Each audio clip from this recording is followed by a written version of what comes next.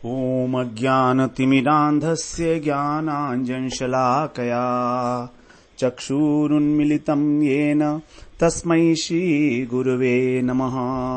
वन्देऽहं श्रीगुरो श्रीयुत्पदकमलं श्रीगुरून् वैष्णवांश्च श्रीरूपं साग्रजातं सहगण रघुनाथान्वितं तं सजीवम् साद्वैतं सावधूतं परिजनसहितं कृष्ण चैतन्य देवं श्रीराधा कृष्णपादान् सहगण ललिता श्री विशाखान्वितांश तमादिदेवं करुणानिधानं तमालवर्णं सुहितावतारम् अपार संसार समुद्रभे सेतुं भजामहे भागवत स्वरूपम्।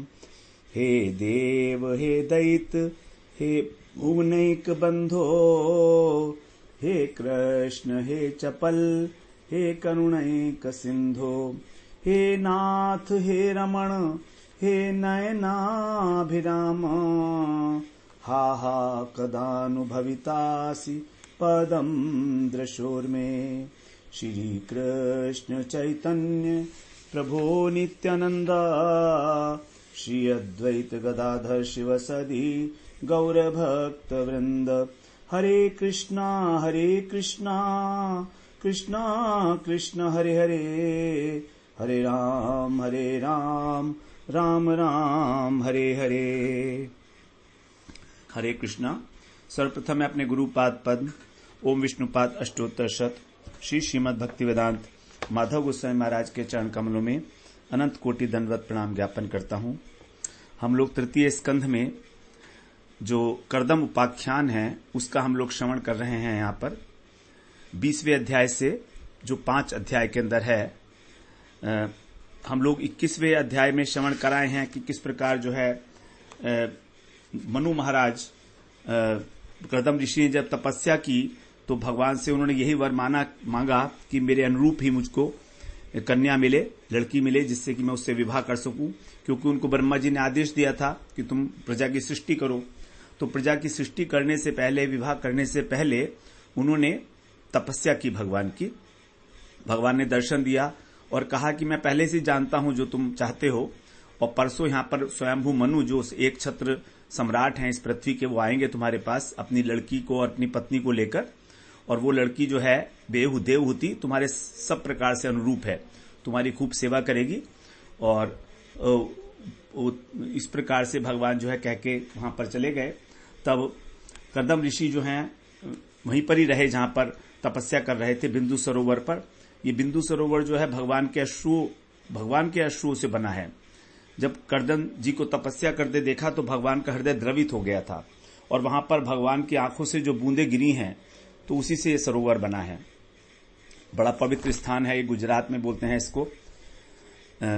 तो अब जो है वहीं पर रहे वो, और जैसा भगवान ने बताया था 2 दिन बाद जो है आए स्वयंभू मनु वहां पर।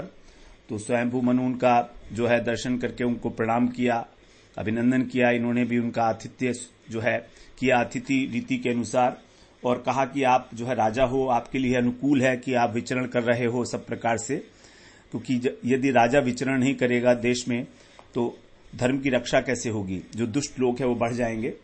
तो इस प्रकार से कर्दम ऋषि ने कहा। फिर अंत में बोले कि आप जिस प्रयोजन से मेरे पास आए हैं आप वो मुझे बताइए, और मैं निष्कपट हृदय से आपकी बात मानूंगा।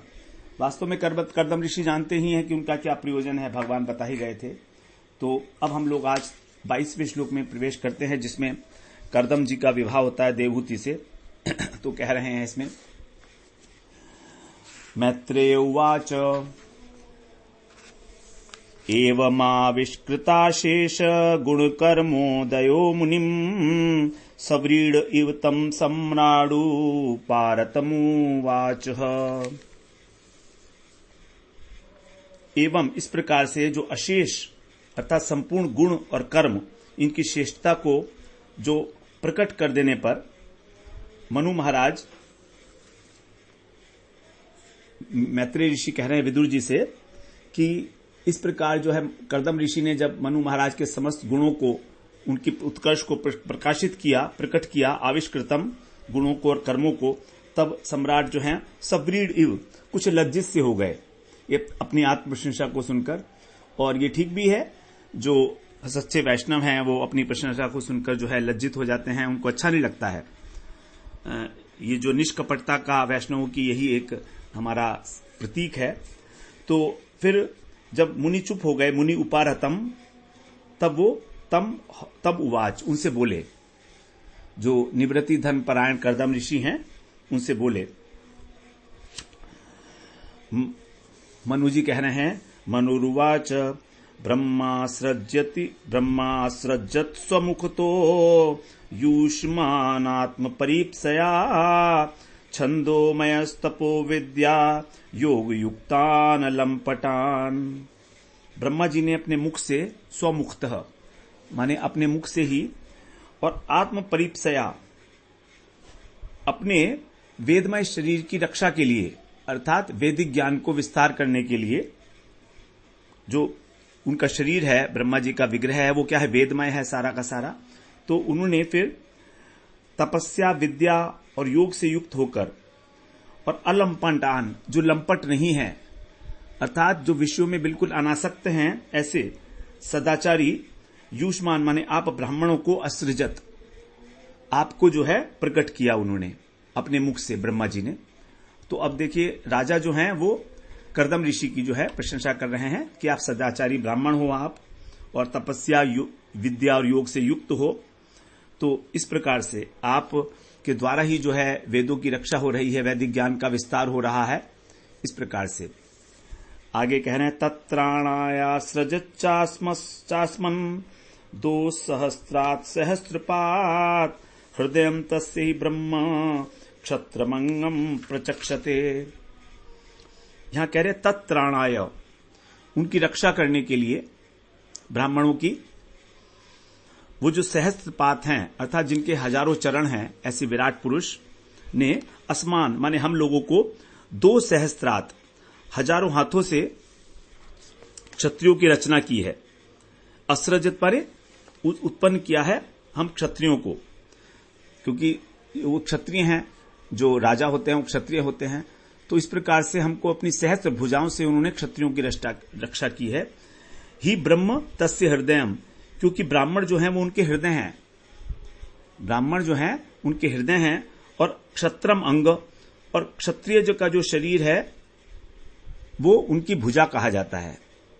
तो ऐसे जो सहस्त्र भुजा वाले जो विराट पुरुष हैं, उन्होंने इस प्रकार से ब्राह्मणों को अपने मुख से उनको उत्पन्न किया, और उनकी रक्षा करने के लिए हमको अपनी भुजाओं से उत्पन्न किया।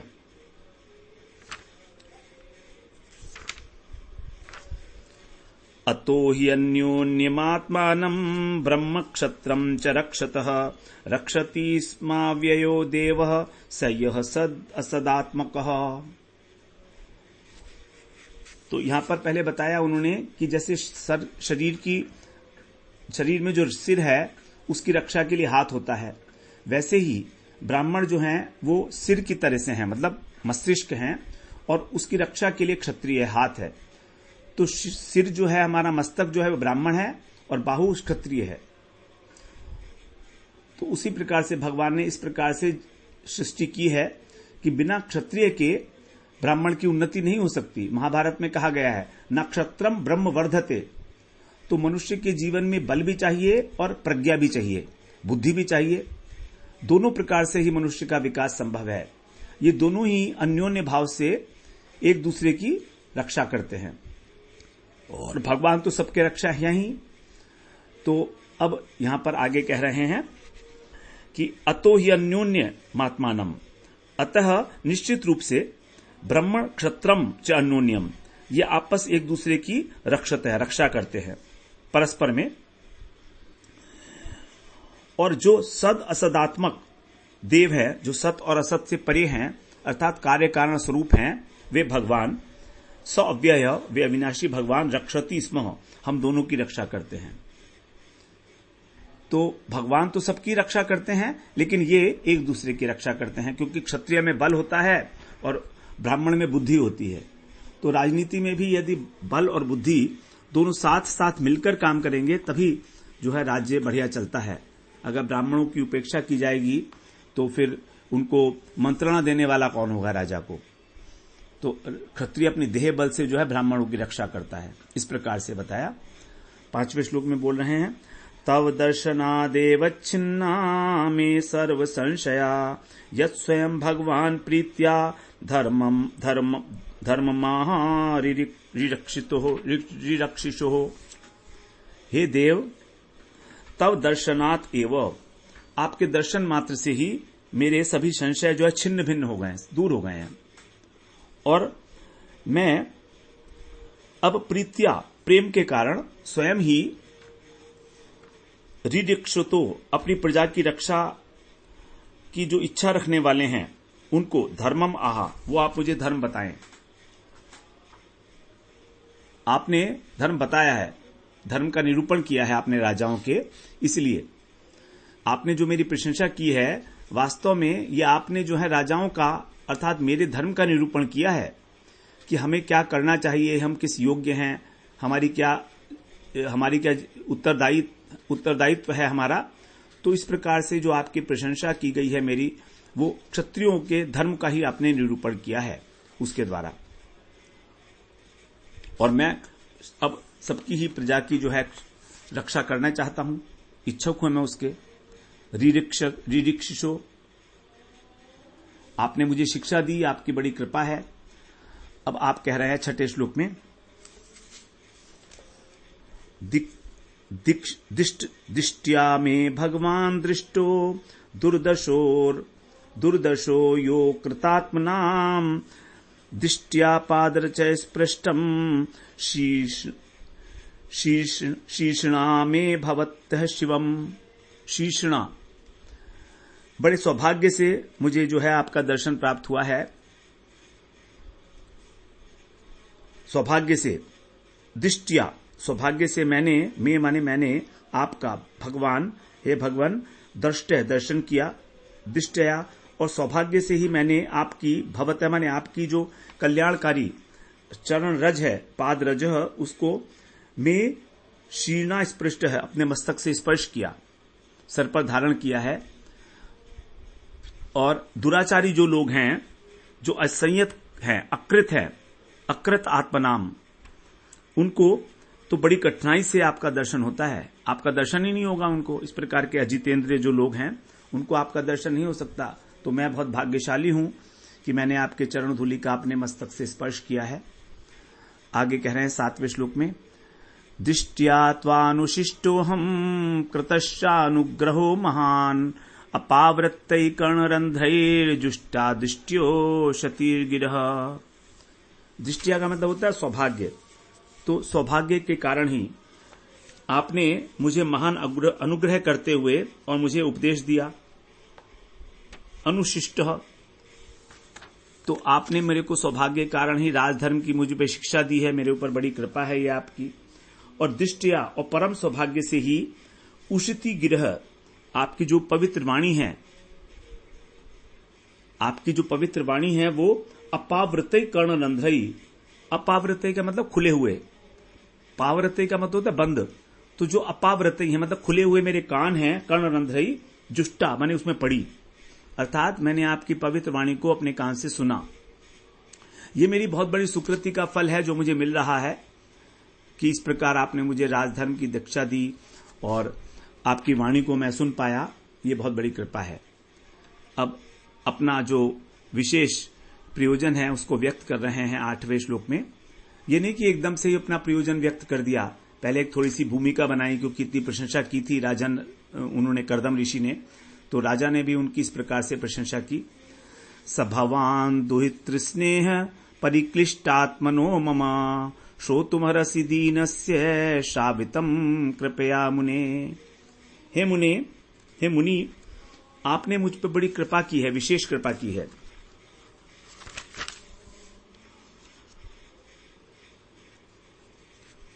आप वो श्रोतुम अर्हसि का मतलब है कि आप कृपा करके आप वो बात सुनो जो मैं आपसे कहना चाह रहा हूं। क्या है? दुहित्र स्नेह परिक्लिष्ट। दुहित्र का मतलब है पुत्री, तो इस पुत्री के स्नेह के कारण मैं चिंतित हूं। आत्मनः, मेरा जो चित्त है वो परिक्लिष्ट, क्लेश को प्राप्त हो रहा है। मम दीनस्य, इसलिए मुझे दीन की शावितम माने प्रार्थना है वो सब भवान, उस प्रार्थना को आप कृपा पूर्वक श्रोतुम अर्हसि, वो आपके सुनने योग्य है। तो आप कृपा करके मेरे इस दीनहीन का एक निवेदन सुने, क्योंकि आपने कृपा तो की है मुझ पे, तो उसी का ध्यान रखते हुए आप मेरी इस कृपा, इस मेरी जो कष्ट के कारण है, ये भी आप सुनिएगा। तो देखिए, मनु महाराज तक को भी अपनी पुत्रियों के विवाह की चिंता हो रही है। दुहिता बोलते हैं पुत्री को। दुहिता जो होती है, जैसे गाय होती है तो उसको बोलते हैं ना, दूहते हैं हम लोग, गाय का दूध दूहते हैं। तो दुहिता के लिए जो है परिहास में ऐसा भी कह दिया जाता है कि जो अपनी माँ बाप की संपत्ति को धोकर धीरे धीरे, माँ बाप की संपत्ति को धीरे धीरे धो लेती है वो, और फिर मायके से ससुराल पहुंचा देती है। तो इस प्रकार जो धोने के कारण वो दुहिता है, दुहित्र। तो अब आगे बता रहे हैं 9वें श्लोक में, प्रियव्रतो तान पदो स्वसेयम दुहिता मम अन्विच्छति पतिम युक्तम वयशील गुणादिभि। हे मुनिवर, मेरी जो कन्या है दुहिता, ये प्रियव्रत उत्तानपान की बहन है। साथ में ये भी बता दिया कि इसके 2 भाई भी हैं। और अन्विच्छन्ति, ये खोज रही है पति, एक ऐसा पति जो वयशील और गुण में जो है उसके अनुरूप हो। तो आयु में, स्वभाव में और गुण आदि में अपने अनुरूप पति की खोज कर रही है। 10वें श्लोक में बोलते हैं, यदा तु भवत शील श्रुत रूप वयो गुणान अशृणोत नारदादेशा त्वयासीत कृत निश्चया। भवतः माने आपके, जो आपका स्वभाव है, शील माने स्वभाव है, आपकी जो विद्या है, आपका जो सौंदर्य है, रूप, और आपकी जो आयु है और आपके गुण, इसको मैंने ऐशा, ये सब मैंने नारद जी से सुना। यदा तू माने जब से मैंने सुना है, तब से त्वयी माने पति बनाने का निश्चय कर चुकी है। ये जो लड़की है मेरी देवहूति, ये इसने नारद जी से आपके विषय में सुना, और जब सुना तभी से ही आपको इसने निश्चय कर लिया कि आपको ही पति के रूप में वर्ण करेगी। किस प्रकार से जो है पहले से ही डिसाइडेड होता है कि कौन किसका वर्ण करेगा, तो पहले से डिसाइड कर लिया है उन्होंने। त्वया आसीत कृत निश्चया, त्वयि आसीत मतलब बिल्कुल उसने मान लिया है कि बस आप ही इसके पति हो सकते हैं। अब 11वें श्लोक में बोलते हैं, तत्प्रतीच्छ द्विजाग्रियाम श्रद्धयोपाहृताम मया सर्वात्मना रूपाम ते ग्रहमेधीषु कर्मसु। हे द्विज अग्रिय अर्थात द्विजों में श्रेष्ठ, श्रद्धा के साथ मया मने मेरे द्वारा जो ये भेंट की गई है, जो मेरी पुत्री है, ये जो मेरे द्वारा प्रतीच्छ उपाहरताम के अंदर जो भेंट की गई है, इसको इमाम माने इसे प्रतीच्छ माने स्वीकार कीजिए पत्नी के रूप में। ग्रह मेधीषु और गृहस्थ के अंदर कर्मसु ते, उस कर्म में आपके लिए, ते माने आपके लिए, ये सर्व आत्मना सब प्रकार से अनुरूप है। तो मेरी ये कन्या आपके लिए सब प्रकार से योग्य है, और आपके जो गृहस्थ आश्रम के सब कार्य हैं उसमें आपके लिए परम सहायक जो है होगी ये। तो इस प्रकार जो है मनु महाराज जो हैं कह रहे हैं, अपनी पुत्री की भी प्रशंसा कर रहे हैं कि मेरी पुत्री बड़ी शील स्वभाव की है। करना ही पड़ता है, जब विवाह का प्रसंग होता है तो अपने पुत्री के विषय में बताना पड़ता है कि मेरी पुत्री का क्या स्वभाव है। इस प्रकार से जो है वहां पर मनु महाराज ने जो है प्रार्थना की है कर्दम ऋषि से। अब आगे कहते हैं, उद्यतस्य हि कामस्य प्रतिवादो न शस्यते अपि निर्मुक्त संगस्य कामरक्तस्य किम पुनः।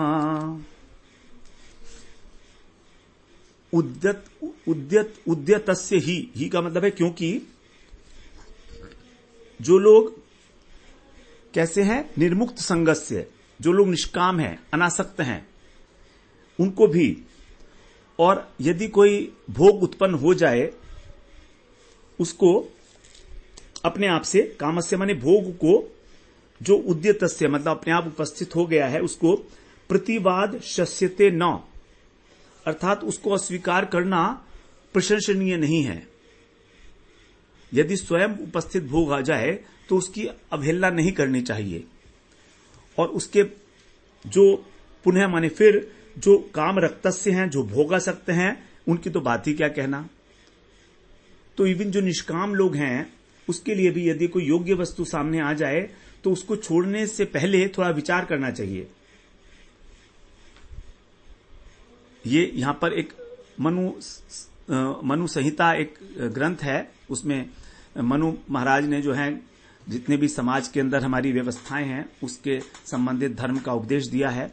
तो ये मनु महाराज का उपदेश है एक प्रकार का, कि जो निष्काम व्यक्ति है वो भी जो उपस्थित भोग हो जाए अपने आप से बिना किसी प्रयास के, उसको स्वीकार करना, अस्वीकार करना प्रशंसनीय नहीं है। 13वें श्लोक में कहते हैं, ये उद्यत मनादृत्य कीनाशमभिजाचते क्षीयते तद्यशः स्फीतम मानसावज्ञया हतः। अब और इंपॉर्टेंट बात बता रहे हैं कि जो व्यक्ति उद्यत भोग का अनादर कर देता है, जो अपने आप से प्राप्त हो गई है वस्तु उसका अनादर कर देता है, उद्यतम अनादृत्य, तो वो बाद में फिर क्या करता है कि कीनाशम का मतलब होता है जो कृपण है, जो कंजूस है, उसके आगे अभियाचते, उसी वस्तु को उस व्यक्ति के पास जाकर मांगता है। उसी वस्तु के लिए फिर वो जो कंजूस आदमी है उसके निकट अपना हाथ पसारता है, अभियाचते।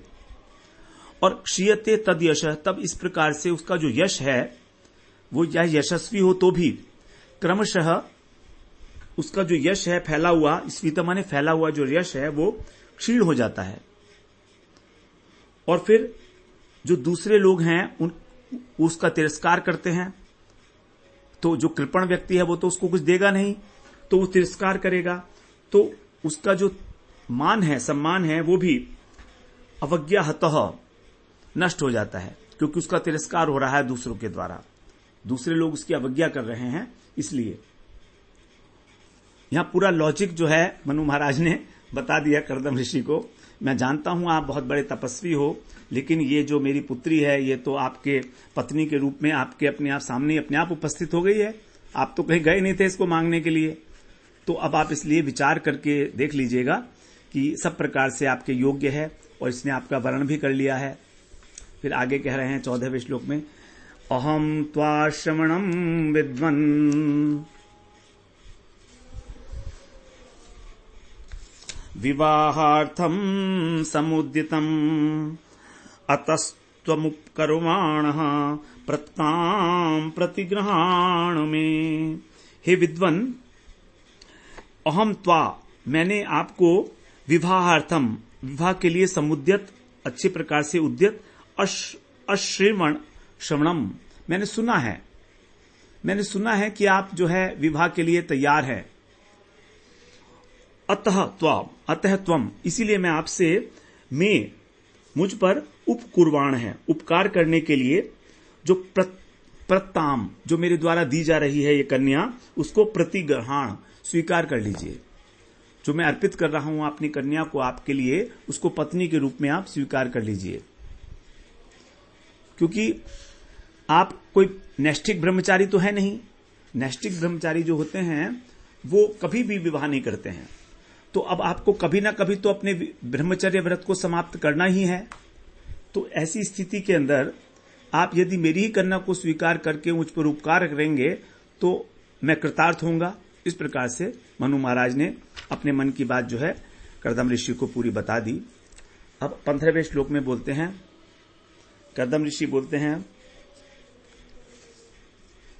कर्दमोवाच, कहीं कहीं पर ऋषि उपाच भी लिखा है, कहते हैं बाढ़म उद्वोड़ुकामहम अप्रत्ता च तवात्मजा अवायोरनुरूपोऽसौ आद्यो वैवाहिको विधि। बाणम का मतलब ठीक है, बहुत बढ़िया। बाढ़म बहुत बढ़िया बात कही है आपने। उद्वोढ़ु कामः, मैं भी विवाह करना चाहता हूं। यह आपका उत्तम प्रस्ताव है और मैं भी विवाह करने का इच्छुक हूं। उद्वोढ़ु कामः, और तव आत्मजा च, और आपकी पुत्री भी। अप्रत्ता, अर्थात अप्रत्ता का मतलब है कि ये वागदान रहिता है, मतलब पहले किसी को भी दान नहीं दी गई है वचन के द्वारा। तो इसलिए अथ असौ आद्य है। असौ माने यह जो है प्रथम, सबसे पहला विवाह की विधि, वैवाहिक विधि आवयो अनुरूप है, हम दोनों के अनुरूप है। तो आपकी इस कन्या ने भी मुझे पति रूप में निश्चय किया है वर्णन करने का, और ये किसी को वचन के द्वारा दान भी नहीं दी गई है आपके द्वारा। तो प्रथम वैवाहिक विधि अर्थात जो ब्राह्म विधि है उसके अनुसार हमारा विवाह होना उचित होगा। विवाह की कई विधियां हैं ब्रह्म स्मृति में, 8 प्रकार के विवाहों का वहां पर वर्णन हुआ है। तो उन विवाहों में सर्वश्रेष्ठ जो विवाह है, जिसमें पिता अपनी कन्या को योग्य वर को दान करता है, तो उसके लिए कह रहे हैं ब्राह्म विधि। ये सबसे श्रेष्ठ विधि है, इसी को कहा गया है आद्य, जो आद्य विधि है, सबसे पहली विधि है।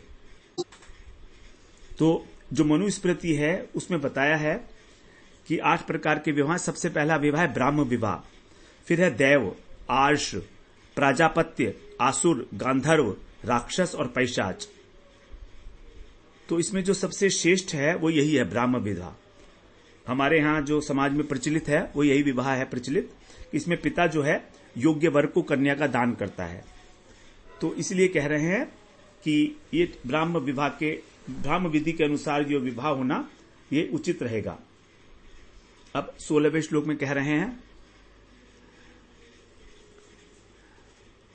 काम है स भूया नरदेवते स्या पुत्र्या समाम्नाय विधौ प्रतीत क एव ते तनयामनाद्रियेत स्वयैव कान्त्या क्षिपतिमिव श्रियम्।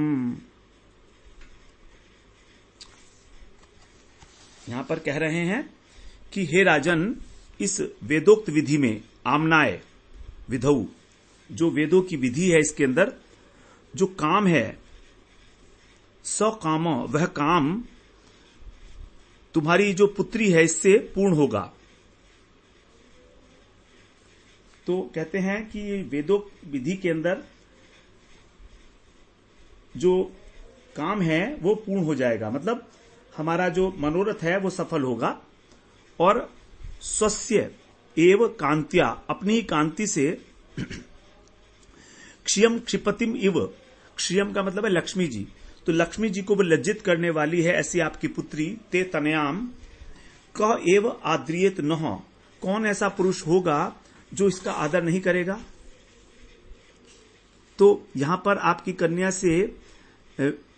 आपकी कन्या का विवाह संस्कार वेदोक्त विधि से अनुष्ठित हो, और जो आपकी इस कन्या के साथ संबंध होने से क्या होगा, वेदोक्त, वेदों में एक है प्रसिद्ध मंत्र है, उसको बोलते हैं ग्रहणामी ते, अर्थात सौभाग्य के लिए मैं पति रूप में तुम्हारी कन्या का पाणी ग्रहण करता हूं। ये जो लड़का है वो ऐसे बोलता है वर, तो सौभाग्य के लिए मैं पति रूप में तुम्हारी कन्या का ग्रहणामी मतलब पाणी ग्रहण करता हूं, हाथ उसका ग्रहण करता हूं।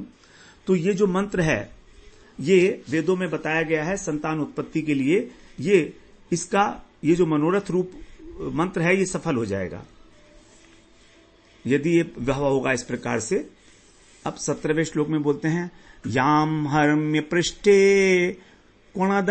क्वणदंघ्रिशोभाम विक्रीतम कंदुक विवलाक्षीम विश्वाव सूर्यन्यपतत स्वद विमानाद विलोक्य सम्मोह विमूढ़ चेताः। बता रहे हैं कि जो आपकी कन्या है इसके विषय में ही कि एक बार ये महल की छत के ऊपर गेंद खेल रही थी। कंदुक क्रीडतिम, और अब इसकी जो पैरों में नुपुर थे उनकी झंकार हो रही थी। तो गेंद जो है जब इधर उधर जा रही थी तो इसके दृष्टि जो है चंचल हो रही थी, और क्रीड़ा करते हुए दोनों पैरों के जो नुपुर थे वो रुंझुन शब्द से सुशोभित हो रहे थे। तो जो विश्वावसु नामक के गंधर्व है वो ऐसी दशा में जब इसका दर्शन किया उसने, तो वो सम्मोहवश विमूढ़ चित्त होकर विमान से भूमि पर गिर पड़ा था। ये देवभूति जी की महिमा बता रहे हैं।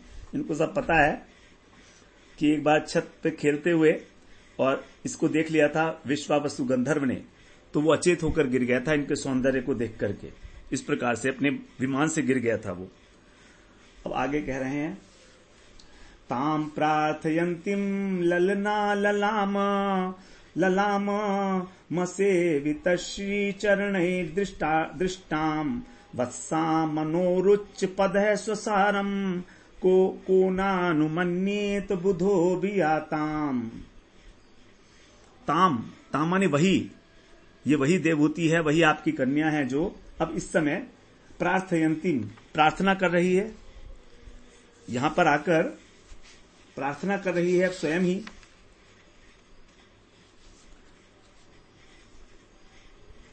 स्वयं आकर, अभी आता माने आकर प्रार्थना कर रही है।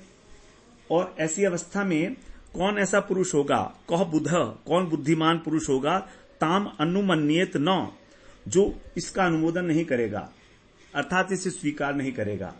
और ये है कौन, ये बता रहे हैं, तो साक्षात महाराज स्वयंभू मनु आपकी पुत्री है ये, और उत्तानपाद की प्यारी बहन है। उत्तानपाद भाई का नाम है ना, तो उत्तान मनोवत्साम, मनु की पुत्री है। और उच्चा पदाम स्वसारम, जो उच्च पद पर आसीन है, प्रियव्रत और उत्तानपाद उनकी बहन है ये। और असेवित श्री चरणई, लक्ष्मी जी के चरणों की जिन्होंने सेवा नहीं की उनको अदृष्टाम, ये दिख भी नहीं सकती है। जिन लोगों ने लक्ष्मी जी के चरणों की सेवा नहीं की है वो तो इसका दर्शन भी नहीं कर सकते हैं। और सभी जो ललना ललामम, जो ललनाएं हैं, जो स्त्रियां हैं, उनमें रत्न के भांति है आपकी जो कन्या है। तो स्वयंभू मनु की दुलारी कन्या और अपने जो उच्च पदों पर आसीन इसके भाई हैं अथवा उत्तानपाद हैं, उनकी प्यारी बहन है। दो अर्थ हैं इसके उच्च पदाम का। उच्च पदाम का मतलब दोनों भाई भी ले सकते हैं और उत्तानपाद को भी ले सकते हैं। और फिर स्वयं आकर यहां पर पति के लिए प्रार्थना कर रही है, तो इसका स्वीकार, इसको बुद्धिमान व्यक्ति कौन स्वीकार नहीं करेगा।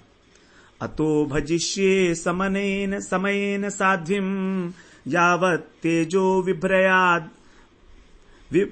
विभ्रयादात्मनो में अतो धर्मान पारमहंस्य मुखान शुक्ल प्रोक्तान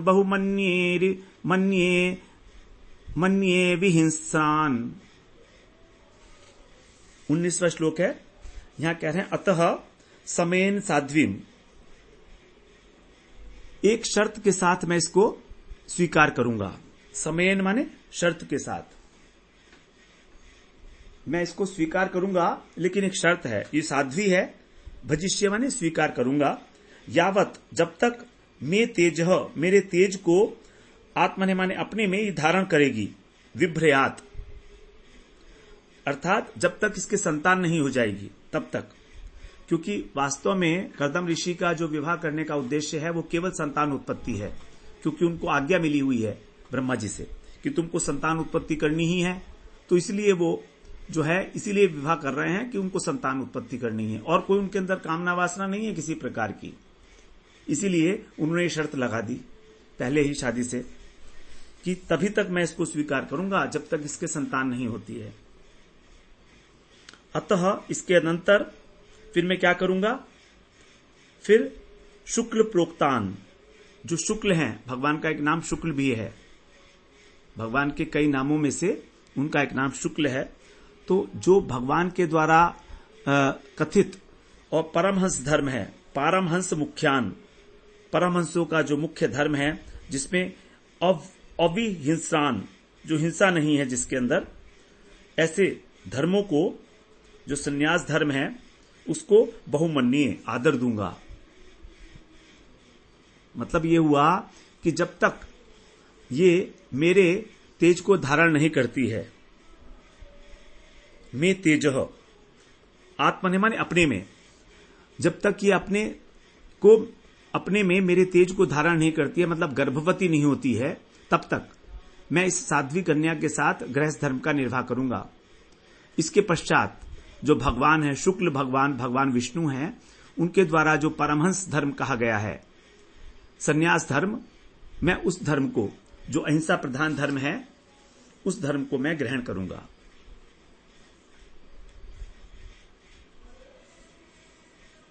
तो जो हिंसा रहित धर्म है, शम दम इत्यादि जो है, उसको अधिक महत्व दूंगा। बहुमन्य माने उसको ही अधिक महत्व दूंगा, गृहस्थ धर्म को महत्व नहीं दूंगा। मतलब मैं छोड़ के चला जाऊंगा घर। ये पहले बता दिया, कहीं बाद में प्रॉब्लम ना हो जाए। अच्छी बात है, कर्दम ऋषि ने अपनी इच्छा बता दी उनको, वरना बाद में प्रॉब्लम हो सकती है। मनु महाराज जो है कह सकते हैं कि तुमने मेरी पुत्री का पाणी ग्रहण किया है, तुम इसको छोड़ के क्यों जा रहे हो, तो ऐसा कह सकते हैं। इसलिए बड़ी अच्छी बात है ये कि उन्होंने ये बात इस स्टेज पर कह दी। तो यहां पर जो है कर्दम ऋषि ने बिल्कुल स्पष्ट कर दिया कि वो वर्णाश्रम धर्म का पालन करने वाले हैं, क्योंकि वर्णाश्रम धर्म के अंदर ही हमारा जो संन्यास धर्म है, वो पहले ब्रह्मचर्य, उसके बाद फिर गृहस्थ, फिर वानप्रस्थ और संन्यास। और संन्यास के अंदर भी 4 अवस्थाएं बताई गई हैं। कुटीचक होते हैं, कुटीचक का मतलब जो कुटिया बना के रहते हैं। उसके बाद फिर होते हैं जो उदीचक, उसके बाद फिर होते हैं हमारे हंस और परमहंस। तो परमहंस जो है यही अवधूत अवस्था है एक, संन्यास के अंदर जो 4 अवस्थाएं बताई गई हैं। तो यहां पर कह रहे हैं कि मैं उस संन्यास धर्म का जो है पालन करूंगा। मैत्रेय जी ने इस प्रकार से, वो मैत्रेय जी नहीं, कर्दम जी ने इस प्रकार से यहां पर स्पष्ट कर दिया बिल्कुल कि मैं इसका पालन करूंगा। आगे कह रहे हैं, यतो अभवत विश्वमिदं विचित्रम संस्थास्यते यत्र च भावतिष्ठते प्रजापति नाम पतिरेश मह्यम परम प्रमाणम भगवान अनंतः। हे राजन, जिनसे ये संसार, विचित्र संसार प्रकट हुआ है, विचित्र विश्वम अभवत, उत्पन्न हुआ है, और जो जिसमें लीन हो जाएगा और जिसमें स्थित है, अवतिष्ठते। देखिए बार बार आ रही है कि भगवान से ही उत्पत्ति, भगवान में ही स्थिति और भगवान में ही लय। ऐसे भगवान के लिए कह रहे हैं, एष प्रजापति नाम पति ही, और जो प्रजापतियों के स्वामी हैं वे भगवान अनंत जो हैं, मह्यम परम प्रमाणम, वे ही हैं प्रमाण स्वरूप, अर्थात मैं वही मेरे एकमात्र परम शरण हैं। अल्टीमेटली मुझको इस गृहस्थ धर्म का पालन करके संतान उत्पत्ति के बाद केवल भगवान की ही शरण में जाना है, वही मेरे परम आश्रय हैं। तो प्रजापतियों के भी जो पति हैं, प्रजापति ब्रह्मा है, ब्रह्मा जी के भी जो पति हैं उनके, भगवान के, वही मेरे को सबसे अधिक मान्य हैं। परम प्रमाणम, मेरे लिए सबसे बड़ा प्रमाण वही है, मतलब वही मेरी एकमात्र शरण है। इस प्रकार से हम लोग आज 20वें श्लोक में विश्राम ले लेते हैं। अब आगे मैत्रेय जी कहेंगे, तो 21वें श्लोक से हम लोग अगले सत्र में श्रवण करेंगे। वांछा कल्पतरुभ्यश्च कृपा सिन्धुभ्येव च पतितानां पावनेभ्यो वैष्णवेभ्यो नमो नमः।